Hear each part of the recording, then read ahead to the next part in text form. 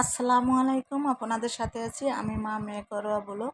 তো আজকে একটা ভিডিও নিয়ে এসেছি। ভিডিওটা হলো আমরা যেহেতু কাল সকালে চলে যাব ঢাকা থেকে বরিশালে, তাই লঞ্চে খাবার জন্য আমি লঞ্চে এই সমস্ত জিনিসগুলো আমি কিনি না, আমি বাসার থেকে যাওয়ার সময় মানে কিনে নিয়ে যাই।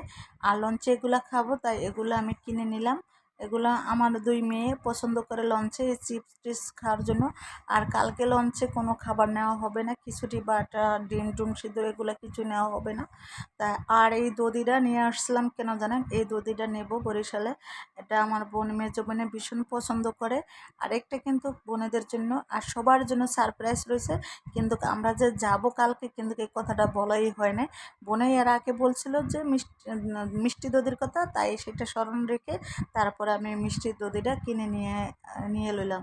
তারপরেও দেখি যে কিভাবে যেতে পারি। তা সবাই ভালো থাকবেন, সুস্থ থাকবেন, আল্লাহ হাফেজ।